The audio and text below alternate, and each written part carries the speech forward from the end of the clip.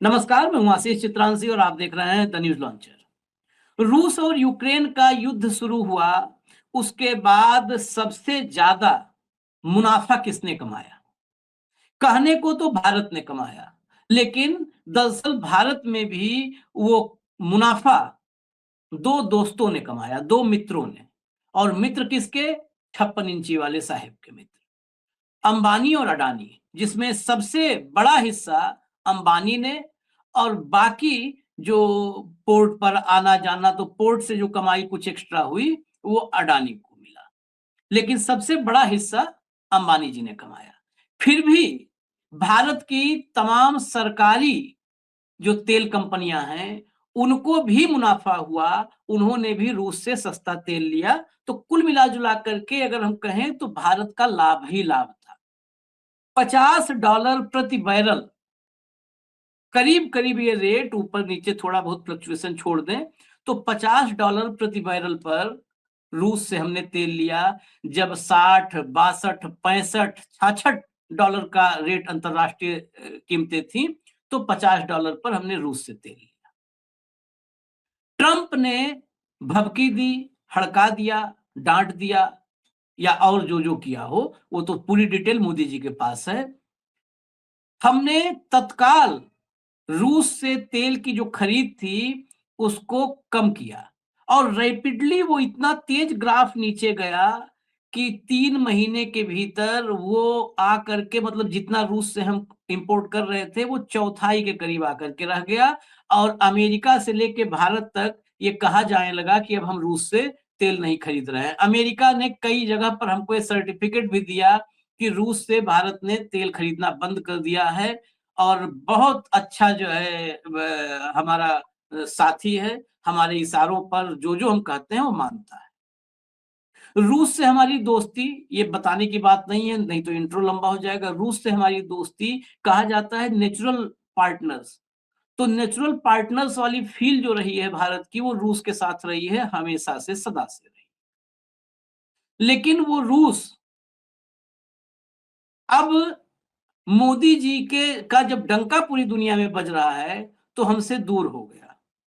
इसमें भी आप कहेंगे कुछ नया नहीं बता रहे हो। नया उसके आगे है, हमसे दूर हो गया और पाकिस्तान के बहुत करीब आ गया। एक हमने आपको बताया था स्टील प्लांट, वो पाकिस्तान में लगाने के लिए बहुत बड़ा निवेश करने जा रहा है। ये भी खबर आपको पता है। लेकिन जब दोबारा अमेरिका ने हमको अनुमति दी, सोचिए बोलते समय कितना अपने भीतर शर्म महसूस होती है कि अमेरिका हमको परमिशन दे रहा है। अमेरिका ने जब भारत को परमिशन दी कि 1 महीने तक और रूस का तेल खरीद लो, तो अमेरिका ने रूस ने हमको सरचार्ज, मतलब जो रेट थे उस पर भी थोड़ा-सा एक्स्ट्रा कॉस्ट लगा करके हमें तेल देना शुरू किया। आज वही रूस पाकिस्तान को कम दाम पर, कम कीमत पर अपने तरफ से ऑफर कर रहा है कि हमसे तेल खरीद लो, कम कीमत पर खरीद लो। भारत को महँगा दे रहा है और पाकिस्तान को कम कीमत पर तेल खरीदने का ऑफर दे रहा है। हमारी विदेश नीति का इससे ज़्यादा फलूदा और क्या निकलेगा? अब अगर सीधा कहें कि पुतिन ने मोदी जी का ढोल जो है वो फोड़ दिया, वो विश्व में डंका बजा रहे थे, ढोल पुतिन ने फोड़ दिया मोदी का ढोल, तो इसमें क्या गलत है, क्या अतिशयोक्ति है? पाकिस्तान पर ये मेहरबानी क्यों है? ये भी एक बड़ा सवाल है।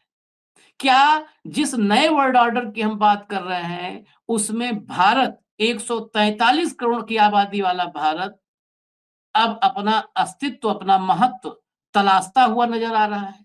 ये नौबत आ गई है कि हमारी क्या महत्ता है, हमारी प्रेजेंस ग्लोबली कहाँ हो सकती है, ये सब कुछ हमको अब नए सिरे से देखने की जरूरत है। हमारे विदेश मंत्री मोदी जी के पुराने दोस्त चीन में राजदूत हुआ करते थे और मोदी और जयशंकर के रिश्तों पर सुब्रमण्यम स्वामी ने बहुत सारी टिप्पणियां कर रखी हैं। क्या जयशंकर ने भारत की विदेश नीति में सबसे बड़ा डिजास्टर ला दिया है? हेमंत भाई को जरा ले आइए, स्क्रीन पर जोड़िए। स्वागत है हेमंत भाई। बस 2 हेडलाइन दिखा करके आपके हवाले में करता हूं। हेडलाइन लाइए। देखिए, पाकिस्तान को सस्ता तेल देने के लिए तैयार रूस, बोला वो खुद बात करे, पाक के पास सिर्फ 11 दिन का ऑयल रिजर्व। अब यहाँ पर भी आखिरी लाइन में हम लोग तलाश लेते हैं अपने लिए खुशियाँ, कि सिर्फ जो है 11 दिन का ऑयल रिजर्व है, ये पाकिस्तान की जो है हम किल्लत दिखा करके उसमें हम खुशियाँ तलाश लिए। ज़रा वो दिखा दीजिए न्यूज़ 24 वाली। रूस ने पाकिस्तान को सस्ता तेल देने की पेशकश की। अब सीधा चलेंगे हम हेमंत भाई के पास और कुछ भी नहीं दिखाना है।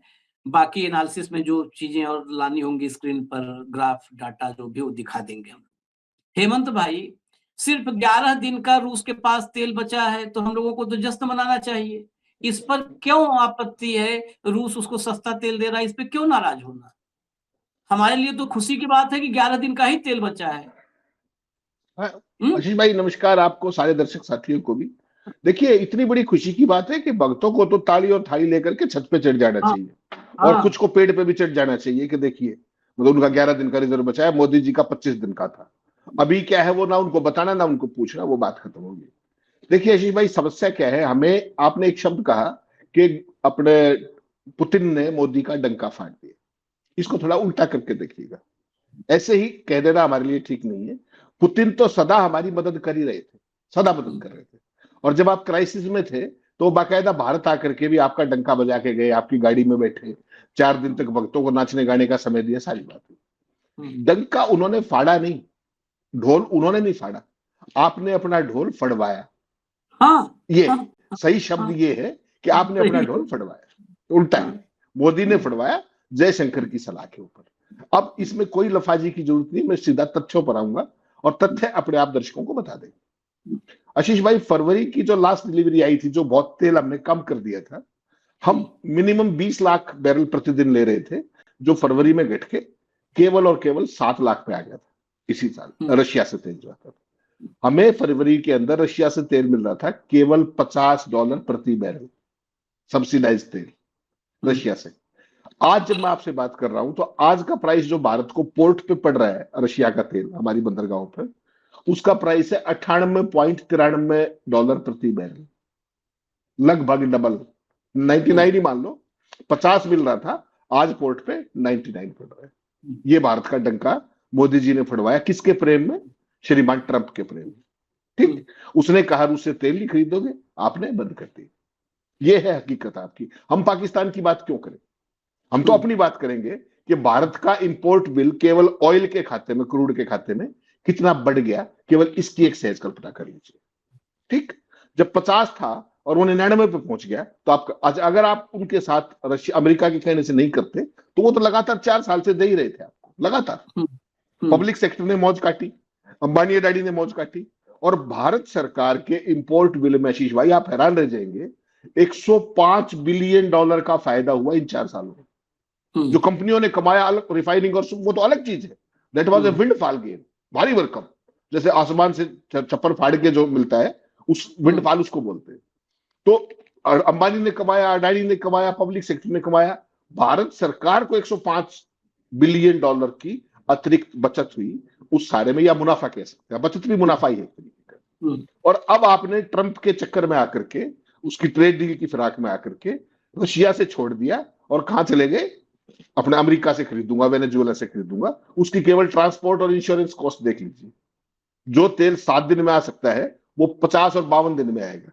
उसका इंश्योरेंस प्लस उसकी ट्रांसपोर्टेशन, वो सारी चीजें देख लीजिए। छोड़ दीजिए इस बात को। 2022 के बाद भारत को आज तक का सबसे महंगा तेल अब मिल रहा है रूस का, $98.93 प्रति बैरल। ठीक, अब जो छूट है आशीष भाई, हमें कितनी छूट मिलती थी आपको पता है? $12 से $23। मैंने प्रोग्राम भी किया, $12 से $23 प्रति बैरल। अभी आपको कितनी छूट मिल रही है पता है आपको? $4.8 प्रति बैरल। ये है ट्रंप से दोस्ती का फायदा। ठीक, अब वो छूट पहले शुरू में तो प्रीमियम पे ही लिया, जब परमिशन मिली 4 तारीख को, तब तो प्रीमियम उससे मिला। अब आपको छूट मिल रही है केवल 4.8। उसका भी कारण है, जो ब्रेंट क्रूड होता है, यूराल जो होता है, रशियन तेल जो हम लेते हैं, उसका वही यूराल अलग से ब्रांड है, उसके अंदर पेट्रोल और डीजल कम निकलते हैं, इसलिए वो सस्ता होता है ब्रेंट क्रूड और औरों की तुलना में। इस समय जब मैं और आप बात कर रहे हैं, मैंने वो ग्राफ बेचा, दिखा दीजिएगा, आज की तारीख में ब्रेंट क्रूड जो अभी जब बात करें ये 106.80 डॉलर प्रति बैरल इस समय। टाइम देखिए 8:46, ये जीएसटी टाइम है, ठीक। आज में ये जो है 3.27% ऊपर है ब्रेंट क्रूड, ठीक। और जो रशियन तेल है यूराल, उसकी कीमत है 80 से 82 डॉलर प्रति बैरल, क्योंकि उसमें जो तेल निकलता है पेट्रोल डीजल वो रिकवरी कम होती है। तो दर्शकों को शायद क्लियर हो जाएगा ये पूरे का पूरा खेल। इस महीने छूट के बाद, अभी तक जो 4 तारीख को आपको छूट मिली थी, इस महीने छूट के बाद आपने पता है क्या किया? 4 करोड़ बैरल तेल रशियन ऑर्डर किए छूट के बाद। पहले क्यों नहीं किया? Who is responsible? Why you stopped in the first place?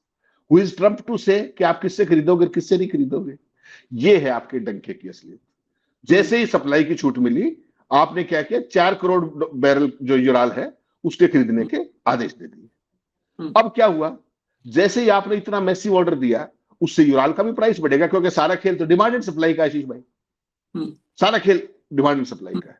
और जब जिस समय अमेरिका ने आपको ये छूट दी थी कि आप तेल खरीद लीजिए 4 मार्च को, उस टाइम करोड़ों बैरल तेल समुद्र में घूम रहा था और कोई उसको लेने वाला नहीं था, क्योंकि अमेरिकन सैंक्शंस थी।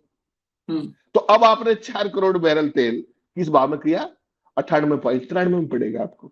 मिलता कितने में था? 50। ये मोदी जी का अर्थशास्त्र है। इससे ज्यादा तो मैं क्या कहूं? इसको वो अर्थशास्त्र कहते हैं, क्योंकि वो तो हार्ड वर्क वाले हैं। हार्वर्ड वाली तो उनको समझ में आती नहीं, तो हार्ड वर्क वाले। अब आप देखिए खेल क्या है। भारत ने तो जो था सारे का सारा 50 से 98.93, 99 ही मानो इसको। अब पाकिस्तान में रूस के राजदूत अल्बर्ट खोरेव ने ये ऑफर दिया है जो आपने दिखाया, वो फिर दिखा दीजिएगा न्यूज़ 24 का। पाकिस्तान वो देश था जिसको आशीष भाई अमेरिका कभी सुई भी नहीं बेचता था। आपने कहा चेंजिंग ग्लोबल ऑर्डर, ये उसका परिणाम। देखिए पाकिस्तान आज चीन की गोदी में तो बैठा ही हुआ है, सबको पता है। ऑपरेशन सिंदूर में जो उसने चाइना के साथ मिलकर के हमारे साथ जो किया, चाइना ने हमारे साथ किया प्लस उसने जो किया, वो सारी दुनिया को पता है। तो अब चाइना से दोस्ती किसकी है? रशिया की। और रशिया बहुत ज्यादा हद तक चाइना पे डिपेंडेंट हो गया, उल्टा हो गया है। पहले चाइना डिपेंडेंट था रशिया पे, अब रूस अपने यूक्रेन युद्ध और तमाम परिस्थितियों के कारण चाइना पे डिपेंड कर रहा है। और उसका कारण आप देखिए कि चाइना का दोस्त ऑल वेदर फ्रेंड कौन है? पाकिस्तान। तो पाकिस्तान में जो रूस के राजदूत हैं अल्बर्ट खोरेव, उन्होंने ये ऑफर दी है जो आपने दिखाई कि रूस पाकिस्तान को सस्ता तेल देने के लिए तैयार है, लेकिन अभी तक पाकिस्तान की तरफ से इस बारे में कोई आधिकारिक मांग नहीं की गई है। अब आप असली खेल पे आइए, अब असली खेल पे आइए। जब खामनेई साहब की हत्या की इन आतंकवादियों ने, इजराइल और अमेरिका ने, तब भारत की तरफ से कोई शोक संदेश आया क्या? प्रधानमंत्री की तरफ से, राष्ट्रपति की तरफ से किसी भी तरीके का शोक पुस्तिका में हस्ताक्षर एक हफ्ता बाद करने के अलावा? पाकिस्तान ने खाड़ी के देशों का स्ट्रेटेजिक पार्टनर होने के बावजूद खामनेई की हत्या की निंदा की। देखा आपने? नंबर 1, खामनेई की हत्या की निंदा की और ईरान पर हमले की निंदा की, ठीक। और उसका यह परिणाम है कि वो अभी भी खाड़ी के तेल देशों से तेल लेके आ पा रहे, हार्मूज से बेशक उतना नहीं लेके आ पा रहे। लेकिन इसीलिए जब वो अगर पाकिस्तान उनसे परमिशन मांगेगा तो आपको क्या लगता है ईरान मना करेगा? क्योंकि उनके क्राइसिस के दौर में भारत ने तो निंदा नहीं की खामनेई की हत्या की, ना ईरान पे हमले की निंदा की, और पाकिस्तान ने आगे बढ़ करके की। इसलिए पाकिस्तान को अभी तक इनके तेल की जरूरत नहीं पड़ी है, रशियन तेल की। लेकिन रशियन एम्बेसडर की ये अपने आप में ऑफर, ये भारत को एक सबक है कि आप अगर अपने टेस्टेड मित्रों को छोड़ करके इधर उधर काइट फ्लाइंग करोगे तो उसका परिणाम पूरे देश को भुगतना पड़ेगा। ये हमेशा ध्यान रखिएगा। तो आज जो मोदी का अर्थशास्त्र है, जो जयशंकर की विदेश नीति है, उसकी ये सारी की सारी परिस्थिति है। 15 लाख बैरल तेल जो रूसी तेल था वो 50% ऊपर हो गया फरवरी में। क्यों? क्योंकि आपने खरीद कम कर दी और वो सारे का सारा चाइना चला गया।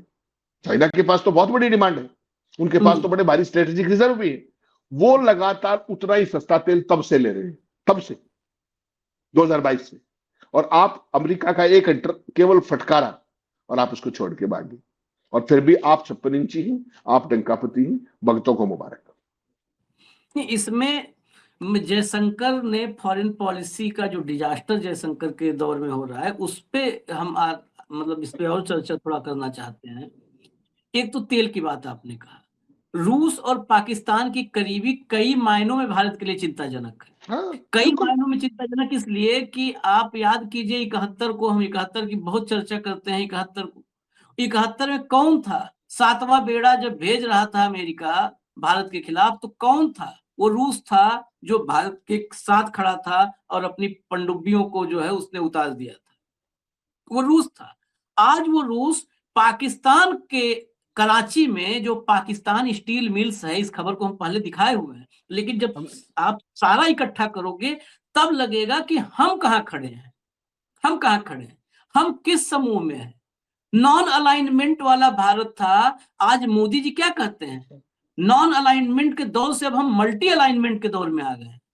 दिख रहा है मल्टी वो। अलाइनमेंट, नॉन अलाइनमेंट मतलब हम गुट निरपेक्ष हैं, हम किसी भी गुट में नहीं है। मल्टी अलाइनमेंट मतलब हम तमाम ग्रुपों में है, हमारी हर ग्रुप में प्रासंगिकता है। वही प्रासंगिकता मैं समझना चाह रहा हूं आपसे कि रूस तेल उसको सस्ता देगा। रूस कराची में पाकिस्तान स्टील मिल्स में 20 से 22 हजार करोड़ रुपए का इन्वेस्टमेंट करने जा रहा है, जो करीब करीब पाकिस्तान स्टील मिल्स ठप हो चुकी थी, वो खंडार में तब्दील हो रही थी, उसको पुनर्जीवित कर रहा है। 2026 में इन्वेस्टमेंट है, 27 में मिल चालू करने की जो है योजना है। इस ऐसा नहीं है कि 10 साल की योजना है, 26 में इन्वेस्टमेंट करेगा और उसमें फर्नेस वगैरह सारा कुछ वो जो है उसमें लगाने का मतलब तकनीकी से लेकर सब पे काम कर रहा है, पैसा लगाएगा और अगले साल 27 में प्लान है कि पाकिस्तान स्टील मिल्स कराची में वो चालू कर देगा। वो किस लेवल पर पाकिस्तान को अब वो कर रहा है? केवल ये हथियार की मदद नहीं होती है कि किसी ने किसको पटाखा दिया है, मिसाइल दिया है तो उसका साथी है, उसको उसकी इकोनॉमी को मजबूत कर रहा है। और वो पाकिस्तान फिर उसको साथ सोचिए, आप मल्टी अलाइनमेंट की बात कर रहे हैं। मल्टी अलाइनमेंट की बात अगर आज हम कहें, अब खाली ये है कि अगर हम तुलना कर देंगे तो देशद्रोही हो जाए। पाकिस्तान मल्टी अलाइनमेंट की बात करना तो पाकिस्तान को देखना पड़ेगा। फिर अब पाकिस्तान में आज आटा नहीं है, आटा नहीं है पाकिस्तान में, भूखे मरेंगे पाकिस्तानी, यही हेडलाइन लगा करके इस देश को आप लोग वो देते हो ना, स्वाति की बूंद, स्वाति नक्षत्र की बूंद, कि एक जीप पर पड़ गई, चाट करके सो गए भारत के लोग कि वहां पे आटा नहीं है, भूखे मर जाएंगे सब। मल्टी अलाइनमेंट देखिए, उसका स्टील प्लांट वो चालू करवाएगा, सस्ता तेल वो देगा, लंच और डिनर ट्रंप देगा उसको। मुनीर उसको लंच पे बिठाएगा, मुनीर उसको डिनर पे बिठाएगा, ट्रंप उसको शाहबाज को गले लगाएगा, जिनपिन उसको दत्तक पुत्र अपना बेटा मान के घोषित करता है। जिनपिन क्या कहता है, चीन क्या कहता है कि पाकिस्तान की सॉवरेनिटी की रक्षा करना हमारी जिम्मेदारी है। उसने कहा है कई बार, ये ऑफिशियल स्टेटमेंट है कि पाकिस्तान की संप्रभुता की रक्षा हम करेंगे। दुनिया में 3 पावर है ना, 3 पावर, पाकिस्तान, रूस, चीन। रूस और चीन आज एक साथ हैं, चीन लीड कर रहा है, रूस साथ है। तीनों अगर तीनों के साथ अपनी प्रासंगिकता, हम इसमें हेडलाइन में खुश होते हैं, शहबाज को 20 मिनट इंतजार करवाया, शहबाज शरीफ की घनघोर बेइज्जती। अरे कभी अपने वाले को बता दो ना भाई, अपने वाले डंका, जो फर्जी डंका बजाते हो हेमंत भाई, ये मल्टी आशीष भाई, अलाइनमेंट और नॉन अलाइनमेंट, ये कहां हम खड़े हैं? हम मल्टी अलाइनमेंट में, नॉन अलाइनमेंट में है, या और कोई तीसरा शब्द सोचना पड़ेगा? बहुत ही बढ़िया सवाल आशीष भाई, और इसका बहुत ही फैक्ट बेस्ड जवाब है। और वो फैक्ट बेस्ड जवाब क्या है, मैंने अभी स्क्रीनशॉट भेजा आपको भी, कंट्रोल रूम को भी। उसके अंदर सब कुछ निहित है। जो आपको पता, दुनिया के मशहूर टिप्पणीकार हैं मिहिर शर्मा, उन्होंने ब्लूमबर्ग पर एक रिपोर्ट लिखी है, गजब की। मैं कह रहा हूं उसका हर शब्द आपको पढ़ना चाहिए। ये देखिए, ये ब्लूमबर्ग है कल का। Why India has friends everywhere but leverage nowhere. Bharat के दोस्त हर जगह है और फायदा कहीं भी नहीं। गजब। अब मैं इसके अंदर चलता हूं, इसको हटा दीजिए बेशक। ये ब्लूमबर्ग में डंका बजा है आपका, आपको पता है ना, ब्लूमबर्ग का, दर्शकों को भी हम कई बार दिखाते हैं। इसमें लिखा है कि भारत की रणनीतिक स्वायत्ता, जिसका आपने जिक्र किया, वो ताकत है या भ्रम है मोदी के काल में। और क्या कहते हैं मिहिर शर्मा, उनका जो लब्बो-लुआब है, केवल मैं उस पर आऊंगा। भारत की विदेश नीति पर उन्होंने एक बड़ा सवाल खड़ा किया है कि क्या हम सच में संतुलन बना रहे हैं या हर तरफ से कमजोर होते जा रहे हैं। सवाल बहुत महत्वपूर्ण सवाल है। पिछले 10 साल में भारत ने हर बड़े मंच पर अपनी मौजूदगी दर्ज कराई। बहुत ही शानदार लिखा उन्होंने। उन्होंने कहा कि अमेरिका के साथ क्वाड में आप हो, चीन के साथ एससीओ में आप हो, रूस के साथ ब्रिक्स में आप हो, इजराइल के साथ यूएई के साथ 2U2 में हो। अब ढोल बजाइएगा, आप ढोल बजा रहे, ढोल बजाया गया कि सबके साथ दोस्ती लेकिन किसी पर निर्भरता नहीं, जो आप बात कर रहे थे मल्टीलेटरल। तो मोदी जी के पास तो शब्दों का तो आपको पता ही, लेकिन जमीनी हकीकत क्या है आशीष भाई, इस पे आ जाओ आज। और बहुत जरूरी है ये आईना दिखाना। हम इजराइल के इतने करीब हैं कि ईरान हम पर भरोसा नहीं कर सकता, ये है आपका मल्टीलेटरलिज्म। लेकिन इतने भी करीब नहीं है कि युद्ध से पहले वो हमें भरोसे में भी ले। मोदी जी तो वहीं मेडल मेडल पहन रहे थे। मैं आपका दोस्त हूं तो आप मुझे नहीं बताओगे कि भाई साहब आज मैं ये करने वाला हूं। और वो भारत को मुंह दिखाने लायक नहीं छोड़ता। युद्ध से 24 घंटे पहले मोदी जी वहां थे। ये आपकी दोस्ती। खाड़ी देश जहां 90 लाख भारतीय काम करते हैं, 95 लाख, संकट में हम उनके ऊपर सुरक्षा जो है उनकी क्या स्थिति है वो बता दीजिए। जो संकट के साथ जो आज हमारी स्थिति है, संकट में हम पर सुरक्षा के लिए वो भरोसा नहीं कर सकते। अमेरिका हमारे पूरा इलाके में उथल पुथल मचाता है, लेकिन हमसे ना पूछता है ना बताता है। ये मिडिल ईस्ट में जो कुछ हो रहा बताया था उसने आपको, इजराइल ने बताया था आपको, अमेरिका ने बताया था। आप पीछे लगे रहो, बुरा लगेगा, सच बात है। नतीजा क्या हुआ, परिणाम देखिए इसका। आपका जो डंका बजता है ना पूरी दुनिया में, मैं और आप कई बार चर्चा करते हैं, फिर उसको समाप्त कर देता हूं।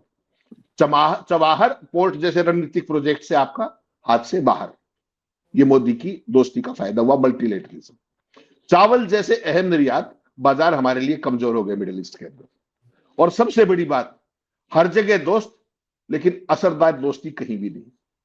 आज हालत यह है कि 50,000 भारतीय वापस लौट चुके हैं, लेकिन लाखों आज भी खाड़ी के खतरे के बीच फंसे हुए हैं और आपके पल्ले कुछ नहीं है। यह आपका डंका है।